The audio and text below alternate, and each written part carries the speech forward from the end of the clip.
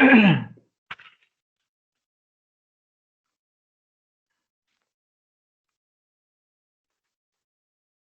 everyone.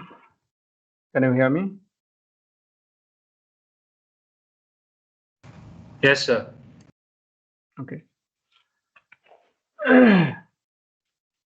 So, in the previous class, we were discussing about the complications created by the space in pollution control. We'll continue with that.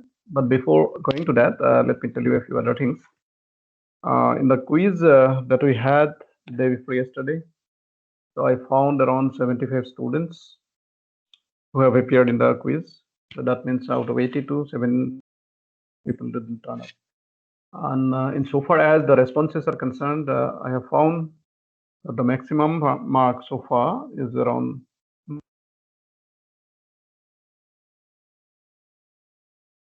8. The minimum mark will be around 1.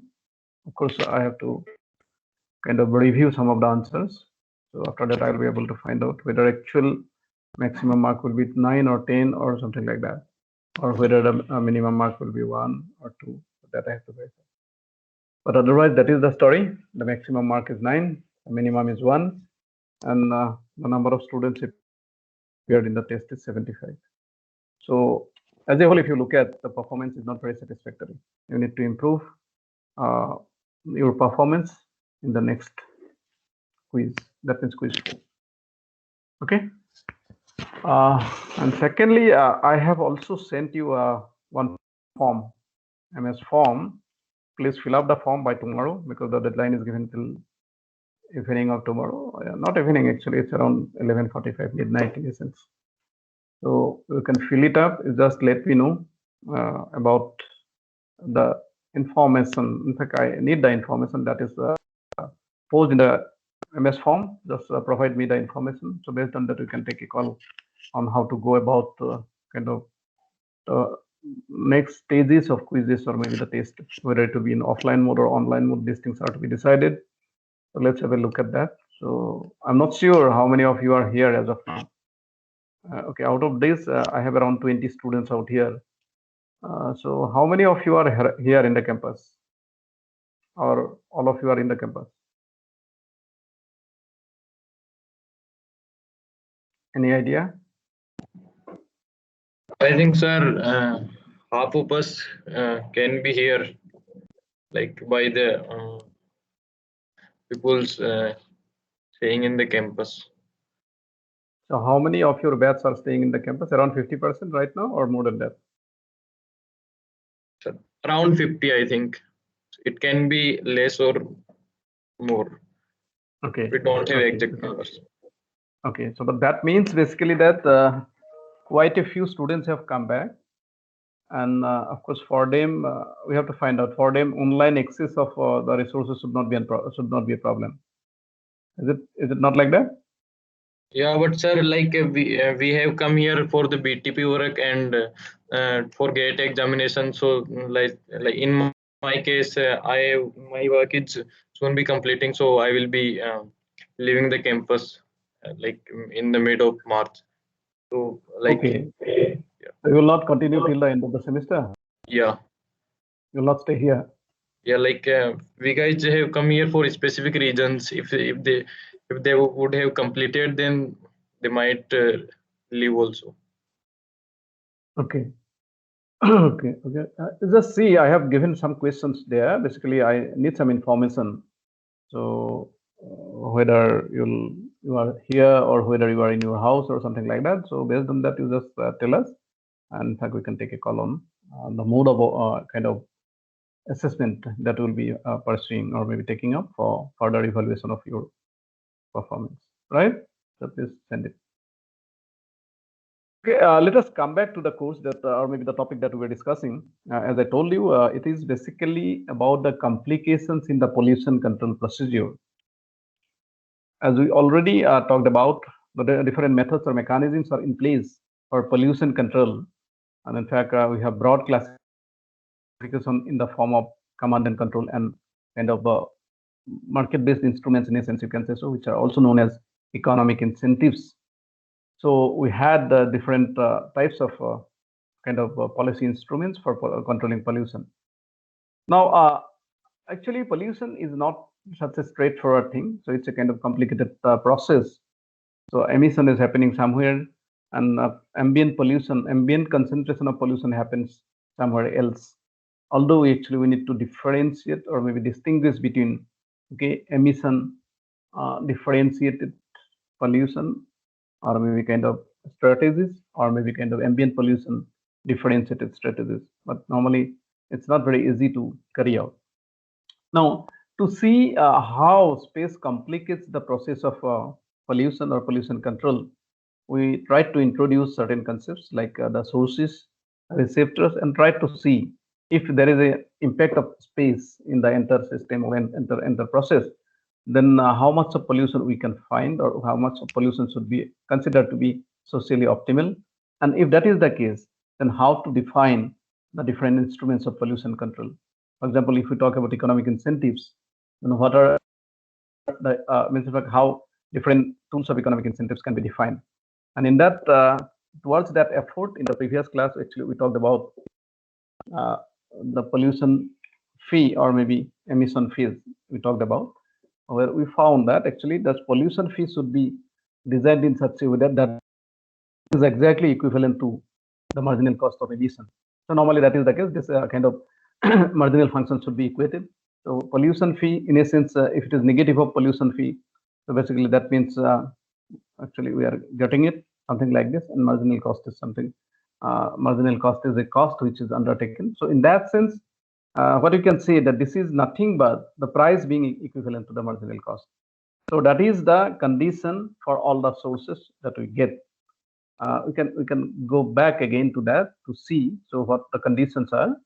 For example, you see, so equation number 7 is telling us that we can set the marginal cost to the negative of the pollution fee. So in that case, we have this marginal cost of emission being equivalent to negative of Ti, where T is the pollution fee. So,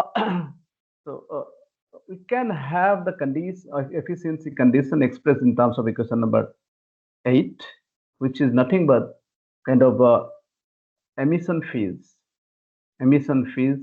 across different sources being equivalent. Emission fees normalized by the transfer coefficient will be equivalent. Okay, so equation number 8 actually gives us the efficiency conditions insofar as the emission fee is concerned, where space plays an important role insofar as this pollution control is concerned. Similarly, we also have another condition which is actually coming from previous discussion, where we tried to say that this marginal damages which is generated out of ambient pollution, so that can be expressed in terms of marginal damages per unit of emission. So we try to define like that. And here we can say that this Tn is nothing but An multiplied by MdP, where Md is nothing but marginal damages out of per unit of pollution, in a sense you can say so, and A is the transfer coefficient. So that basically means that for any farm, marginal damages in emission units, because An multiplied by MdP is nothing but An MdE. An MdP is basically MdE. So we can say that the marginal damage in emission units must be equal to the emission fee.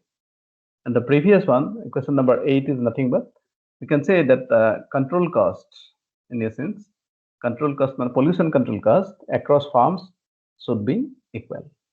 Okay, so that way, in fact, we can define the efficiency condition insofar as pollution control is concerned. Okay, another interpretation we tried to find out. We can say that all farms face the same emission fee per unit of ambient pollution, but to convert it into emission units, it must be multiplied by the appropriate transfer coefficient. We are talking about this An thing, no? An is equal to An multiplied by MdP. So that is the thing. So it's actually we are trying to convert it into the marginal damages per unit of emission. So that is why we can write like this. Another thing, the other day we were talking about, of course, that was shown in the slides. Actually, if you can look into that, we say that in a sense, regarding this space issues, there might be a lot of complications and there might be uncertainties because you see, so we are not sure actually. So how emissions and pollutions will be related or correlated, or in that sense, how can we express pollution in the receptor in terms of emission? So that is one thing. So there might be a lot of uncertainty about the level of transfer coefficient. Basically, we need to find out transfer coefficient helps us in actually identifying how much of emission is concentrated or converted into the ambient pollution level. So that is why it may be unfair to levy different fees on different fees on different farms. Okay, so most emission fees do not depend on location, even though damages actually depend on location. Depending upon the space, depending upon the location, damages might be varying from place to place. So that is why actually it might be a little bit difficult to apply different fees on different farms. So many a time it is proposed that maybe there can be an uniform fee, but if there is a uniform fee, there are issues again. So that we actually try to show with the help of the slides. Let me see whether the slides are still there or not. Just give me a minute.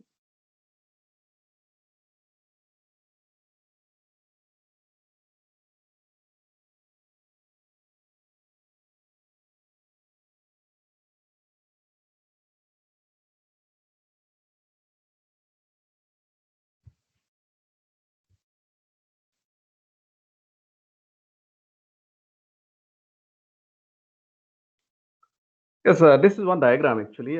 This diagram is in terms of marginal savings function and marginal damage function. So we find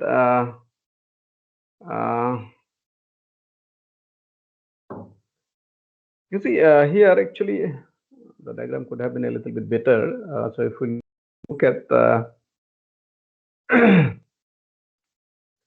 so marginal savings function is considered to be one actually. In essence, you can say control cost, marginal control cost to be given. Hello. So your screen is not visible. Okay, just wait a minute. Let me see. Yeah, I have to.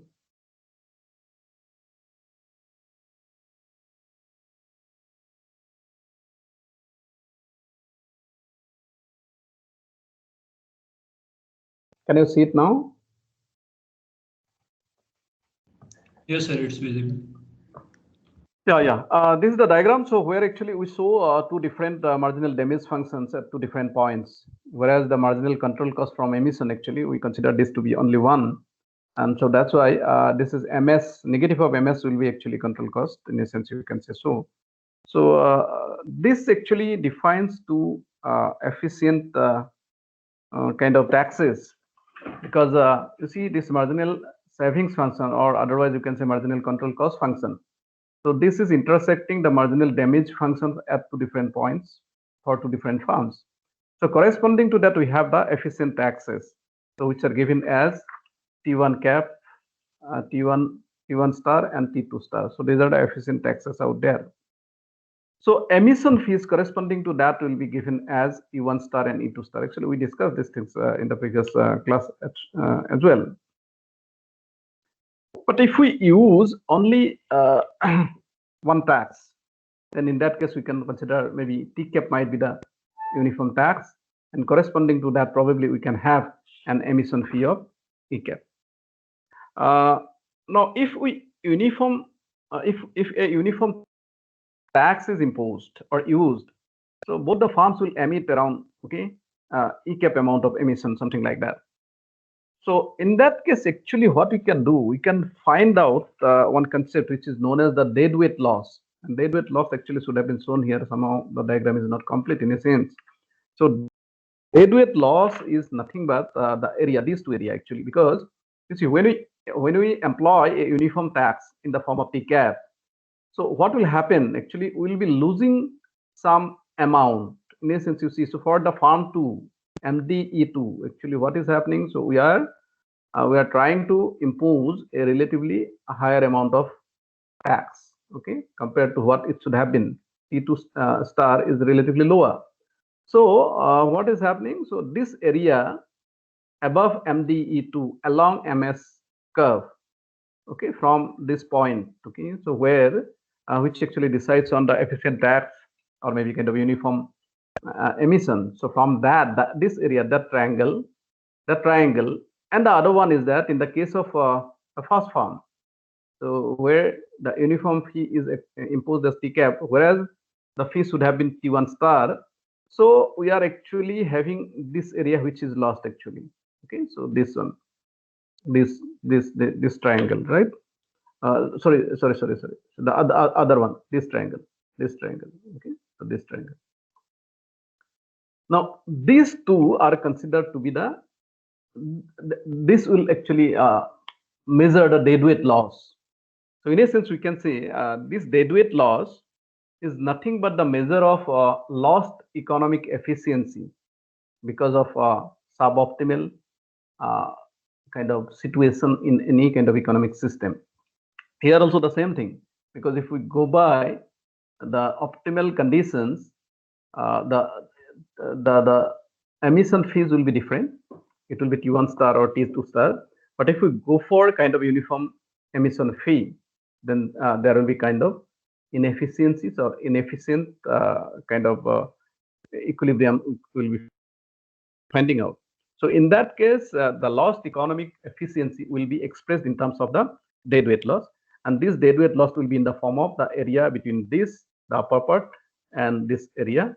Okay, so above MDE2 curve along, okay, MS curve. Similarly here also it will be above the MS curve, below the MDE curve, so that area. Now from the point of view of efficiency, if we have to consider that this uniform emission fee is the optimal one, so in that case the deadweight loss, that area actually, that is lost economic efficiency, that should be ideally, that should be as small as possible, because otherwise we cannot consider this to be an efficient tax or emission fee. So that is the problem associated with this concept. Now of course that problem of higher deadweight loss can be overcome. See, so what I said is that, so if we have to think about the optimal uniform tax, that optimal uniform tax should be in a position to minimize the total area of the two triangles, so that the lost economic efficiency by way of having an uniform tax, so that will be as minimum as possible. Now this loss, this deadweight loss that we are talking about, so this will depend on the nature of the marginal cost or the damage functions. So if we look at another diagram, for example, so we have another diagram. So if we look at this diagram, okay, so things will be a little bit clearer to you. You see here again we are talking about two damage functions for two different farms, or in a sense you can say two points where we are considering the damages receptors. So MDE1 and MD2E2, and the marginal savings function is again given here, but the shape of the marginal savings function is a little bit different compared to the previous one, in which case it was a little bit flatter.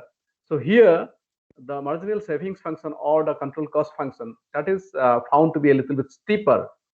And similarly, in the case of the damage function, in the previous case it was a little bit steeper, but here it is a little bit flatter. So the slopes are different. Because of the difference in the slopes, what we can find, the deadweight loss, if you look at the deadweight loss now will be something like this, when we have a kind of uniform tax which is given by T cap, and corresponding to that we'll be having an emission which is actually T cap. So this difference is much smaller now. So that will also relate to a smaller area of triangles. So above this MS function, below MDE1 function, that plus the area of the triangle below this MS function up to MDE2E2. So this area seems to be much smaller. Okay, so that is much smaller, means basically the deadweight loss is much lower. So in essence, what we can say is that as steeper the marginal cost functions, And the flatter the marginal damage function, the smaller will be the deadweight loss. So in essence, if we have to talk about a kind of uniform tax in these situations, probably we have to think about such a situation where actually the marginal savings function and marginal damage functions will be having this type of a shape or this type of a kind of nature. So only then a kind of switching over to a uniform emission tax might not create a lot of, in fact, loss of a huge amount of economic efficiency. So that is what we need to look into. Having said this, then we can move on to the another issue that is basically the marketable permits. Probably I hope you have understood these things, this problem with emission fee, because when you go for uniform emission fee, then probably this type of loss of economic efficiency in the form of deadweight loss will be there. From the point of view of societal efficiency, the option will be to minimize the deadweight loss as far as possible, right? So that is the message that we can get from here. In the second case, we can also look into the issue of marketable permits. Situation will be more or less similar. We have to find out so how, in the case of marketable permits, the efficient condition can be attained. We'll try to look into that again. Just a minute. You just give me a little bit of time.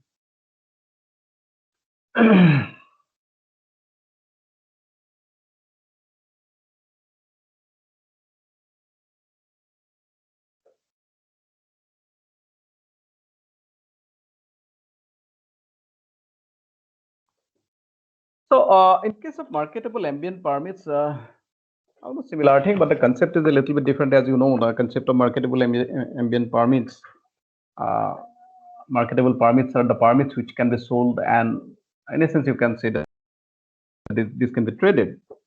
So in the case of marketable emission permits, which can take into account the effect of ambient pollution concentrations, are a little bit more complicated as people talk about.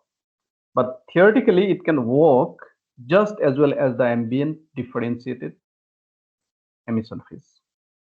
Okay, so for that, actually, what we'll try to do, we'll try to have a kind of situation out here, kind of hypothetical situation. We can take help of certain examples, and we can find out how it works.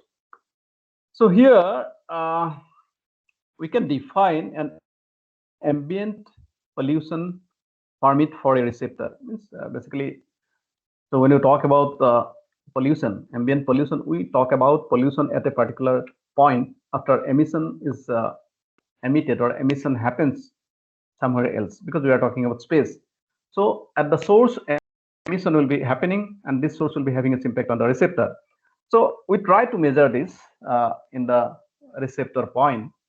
So ambient pollution permit will be required to take care of the issue of pollution concentration, and that we can define as,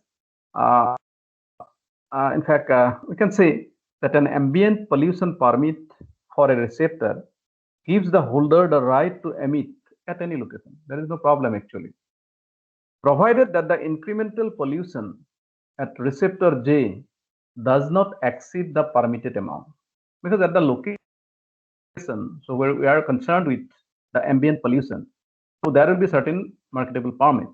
So you can emit at any point, that should not be a problem. But since we are concerned with the concentration of pollution at the receptor, so the incremental kind of pollution, so that should not exceed the permitted amount in the receptor. So that is the question. So if that happens, so there is no issue out there. Now, when we talk about ambient pollution permit, so this is a system of, or you can say set of permits, and these are distributed to different sources in a particular locality or a region.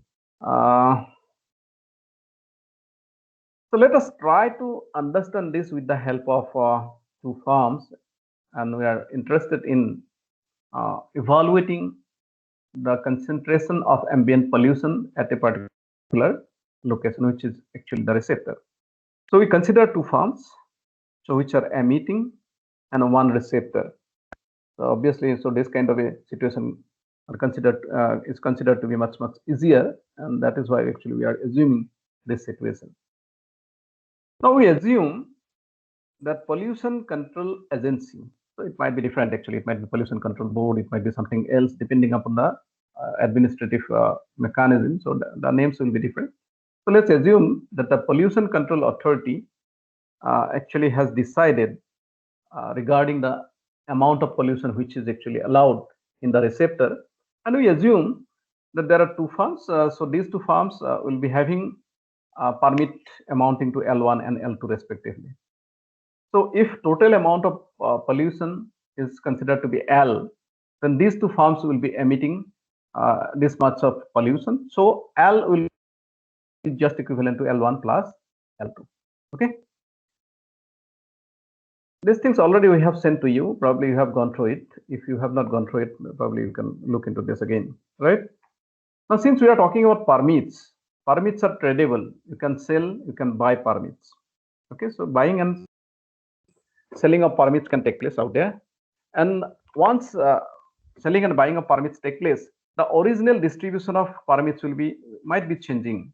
So that's why we have assumed that the small L1 and small L2 may be the number of permits which might be eventually held by the farms. So in that case, what you can write is that small L1 plus L2 will be just equivalent to big or capital L1 plus L2. So total number remaining the same. Okay. Now, here there might be a number of questions which we can pose.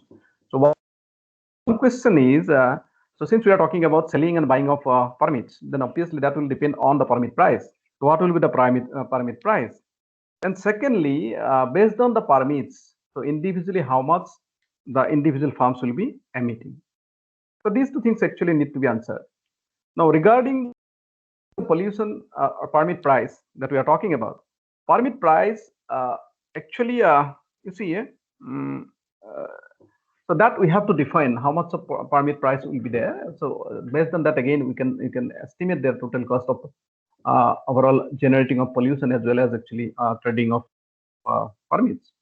But in so far as the amount of pollution that it's or maybe emission that each of the farms will be emitting, so that is actually decided by the number of permits each farm will be holding.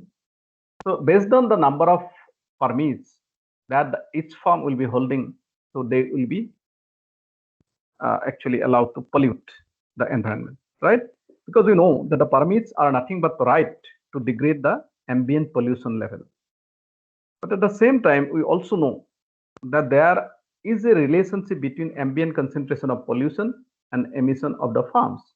So emissions and ambient pollution levels are connected by the transfer coefficient. So if we introduce transfer coefficient here, then the number of permits held by the individual farms, for example, for farm 1, it is L1, and that L1 can be written as A1, E1. Similarly, small L2 will be equivalent to A2, E2. So we assume here that all the permits which are actually given to the farms are eventually used by the farms, right? That is the thing. Now let us assume that the price of the permit be something. Suppose we consider this to be pi or anything. Actually, we can talk about P might also be permit price. Now, in that situation, if the price of the permit is decided or maybe defined like this, so how much each of the farms will be emitting? Now, the question here is that, so there are two things. One is, so how efficient a farm is. And secondly, what is the price of the permit? Now, the individual farm will try to compare between the price of the permit and the marginal savings function, or you can say that control cost. Okay, so if it so happens that the price of the permit is greater than the marginal savings from emitting, okay, the price of the permit is greater than the marginal savings from emitting, then the farm will want to sell some permits and emit less. Because here what is happening, the price is higher. That means holding more permits will be costly compared to the control cost or savings, marginal savings function.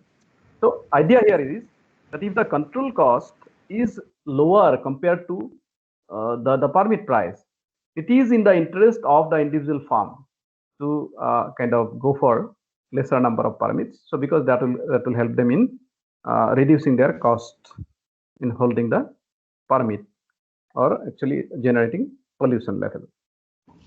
But contrary to that, if the permit price is lower than the farm's marginal savings from polluting, or in a sense you can say that the control cost, marginal control cost, so then for them buying permits will be easier than controlling emissions, because the control cost will be much higher in that case. Okay, so if control cost is higher, if you are not in a position to cut down pollution quickly and efficiently, then obviously so you are going to lose. So if you are going to lose by controlling pollution, it's better to have more pollution permits. So accordingly they will take recourse, and accordingly they will actually hold the number of permits that will be required. So here our interest will be to find out the price at which the desired emission level for each of the two farms will be corresponding to the number of permits issued. So the number of permits issued to them will be actually will be dependent on the price, and in fact ultimately they will be holding how many numbers of permits. So that will depend upon their marginal control cost as well as the permit price. They will try to compare. So for understanding that, what we have tried to actually evaluate here is actually we try to estimate this total cost for each of the farms out here. So here this total cost is considered to be consisting of two things. One is the direct cost to the farm, and also the other one is because of purchasing the pollution permit out there, and this pollution permit the cost will be dependent on the price of the permit.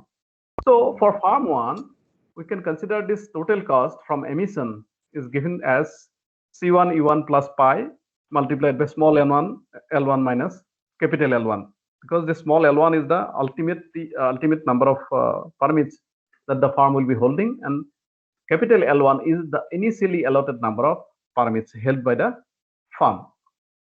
So ultimately we get equation number 4, because small L1 is nothing but A1 E1. Just we rearrange it, we get equation number 4, which gives us the total cost for farm 1 from emitting. Similarly, we can get total cost for farm 2 from emitting, and that is given as equation number 5.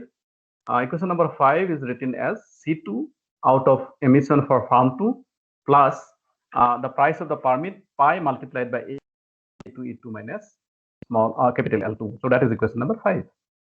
Now, so we are talking about the optimal amount of pollution, right?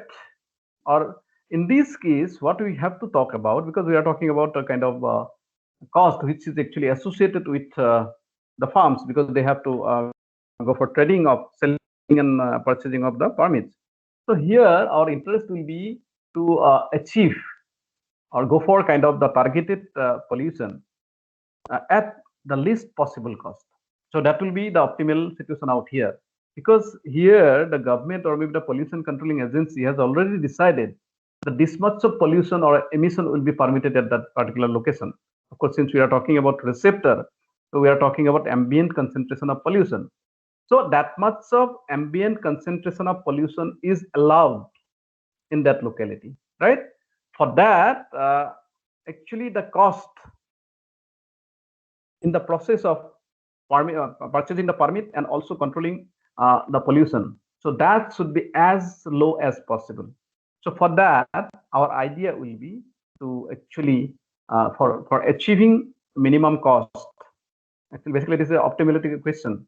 So that optimality question, actually minimization of cost takes place when the first differentiation of total cost is equivalent to 0. So that we try to find out here, and while trying to do that, we find out we arrive at two equations, equation number 6 and equation number 7, which are in terms of marginal cost for each of the farms. Now from equation number 6, we can define the value of permit price. Permit price is defined as pi, which is given as the ratio of the marginal cost and the transfer coefficient. Basically, it's the negative of the ratio between the marginal cost and the transfer coefficient. Similarly, for farm 2, we can find out the value of pi, and that is equivalent to, again, that is the ratio, negative of the ratio between the marginal cost and the transfer coefficient, right? So by combining these two equations, we can find that the value of pi is nothing but kind of equality of the ratio of marginal cost and transfer coefficients of these two firms. So this negative signs can be taken out. So in that case, what you can say is that this, you can express this in terms of a marginal savings function also. But marginal savings for each of the firms, okay, so that normalized by the transfer coefficient should be equivalent, and that value will be exactly equivalent to the permit price. So that is what is given as equation number 11, and that is one of the conditions for optimality while talking about credible permits, and considering the ambient concentration of pollution at the receptor. And the second condition that we can find out is that we said that the total number of permits will be equivalent to the amount of pollution. In essence, we can say that this L1 plus L2 is equal to capital L. And now this L1 plus L2, basically small L1 plus small L2. So these are the number of permits which will be eventually held by these firms. So this L1 is equivalent to A1 E1, L2 is equivalent to A2 E2. Accordingly, we can get equation number 12. Now these equation number 12 and equation number 11, in essence, we can say that these are actually three different equations. First equation can be marginal savings function normalized by the transfer coefficient for farm 1 will be equivalent to the permit price. Similarly, okay, so equation number 11 is a combination of two equations, and we have equation number 12. So that we are having three different equations and three different unknowns. Unknowns are the emission fees for the individual firms and also the permit price. Permit price remains the same. So after solving these three equations, we can actually find out the values of the unknowns, how much of emission the individual firms will be emitting and what will be the permit price. So that is how the efficient optimal level we can decide on the emission level to be emitted by the individual firms. Is it okay? I already gave it to you. Probably you have gone through it. I hope this is fine with you, or is there any issue or question over here? If you have any issue, kindly let me know.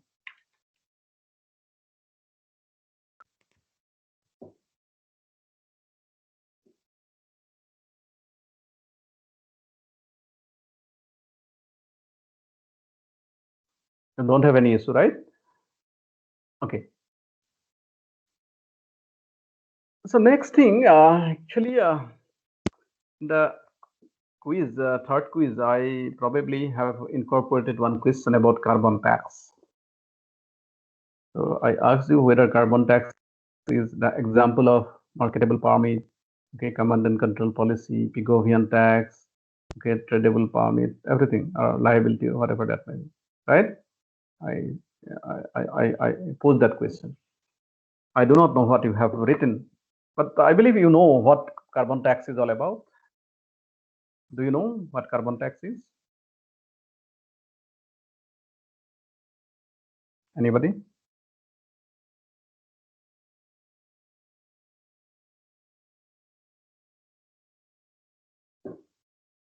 Any idea about carbon tax?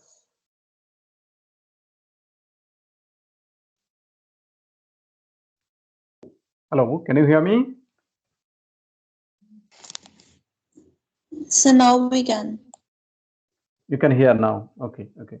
Now I am posing a question to you. What is a carbon tax?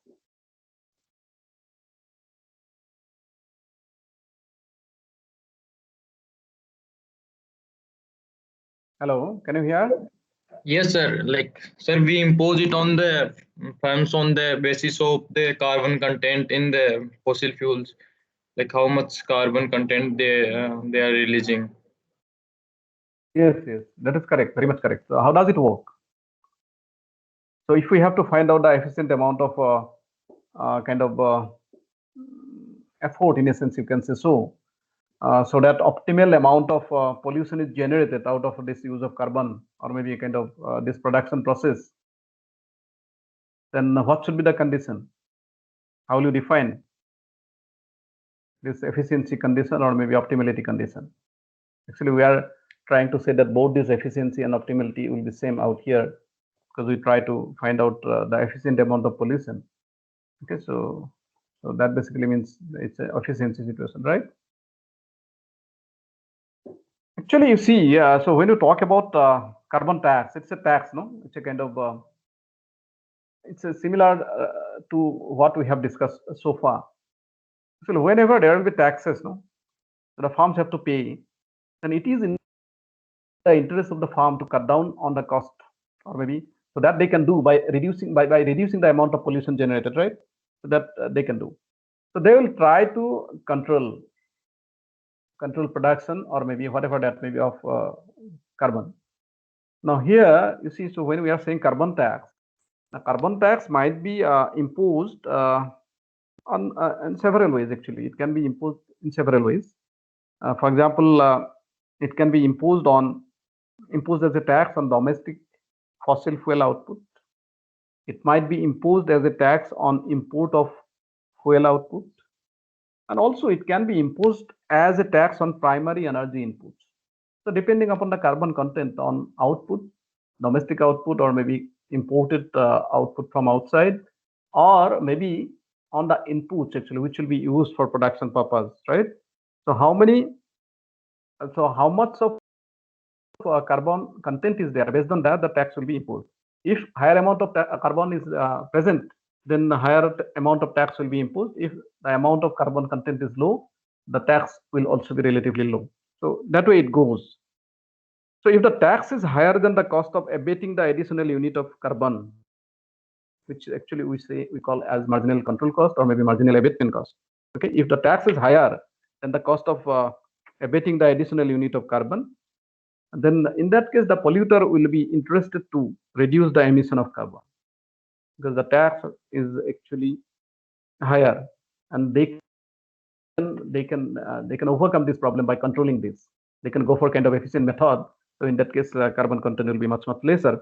So they will be interested in reducing the emission of carbon because the tax is higher. But on the other hand, if the tax is lower than the marginal control cost or abatement cost, then he would like to emit and pay the carbon tax. So that is his philosophy actually. That is optimal in a sense. So for a polluter, the best solution will be to pollute up to that level where his marginal control cost or marginal abatement cost is just equal to the amount of tax. Okay, if tax is higher, then obviously he will go for kind of emitting less because the control cost is lower. So that way it goes. In fact, so he will go up to that level of production at which the marginal control cost or maybe abatement cost (MAC) is just equivalent to the amount of tax. Now, if all the polluters across the sources behave in the same pattern, a situation will be attained where marginal cost of all the sources is equal to the tax. It's whatever we have discussed so far. For example, marginal abatement cost of farm 1 is MSC1, marginal abatement cost of farm 2 is MSC2. So all these abatement cost for all the sources of similar pollution will be considered to be same, right? This is the ideal situation, or maybe in essence we can say that this is the cost-effective situation from the point of view of the societal welfare. Now this is ideal because once it is attained, then it is ensured that a specific emission reduction target is achieved, that too with the minimum possible cost.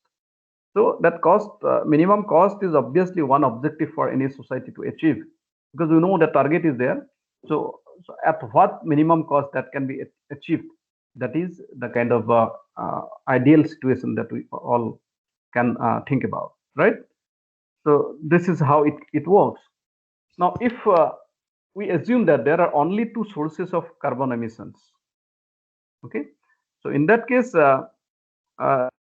depending upon the marginal abatement cost of the individual polluters, we can take a call which firm will be actually asked to produce the product or not. Because if it so happens that the marginal abatement cost of one source is higher than the other, okay, then the society can always save money by they can save money by reallocating the emission control responsibility away from the one which is having a higher marginal abatement cost to those actually to the other one which will be having a relatively lower marginal abatement cost.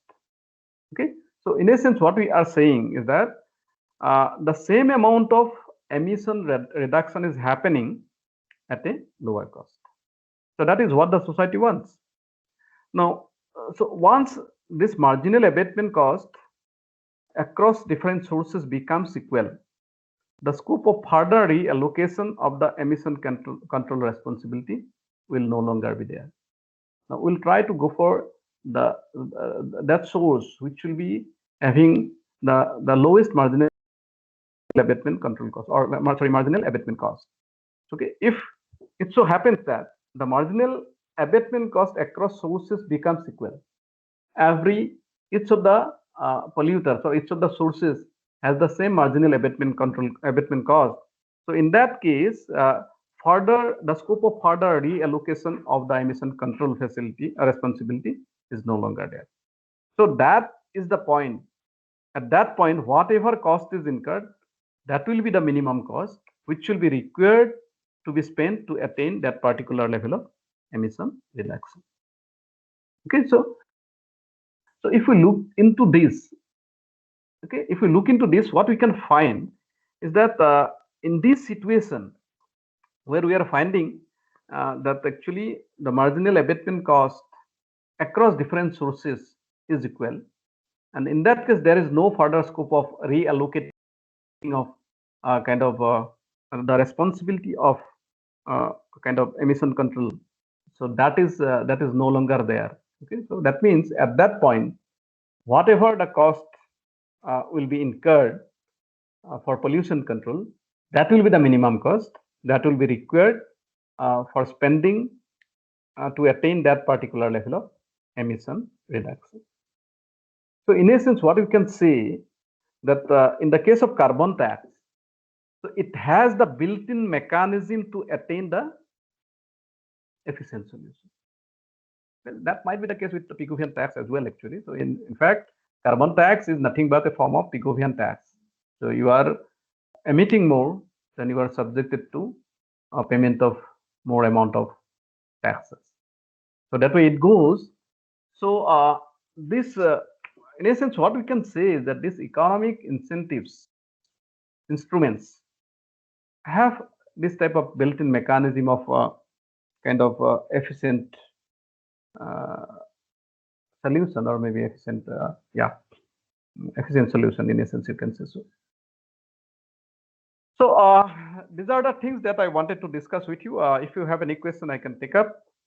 Otherwise, of course, the pollution control, actually, the last part of the pollution control unit is to look into the different acts or laws for pollution control in India.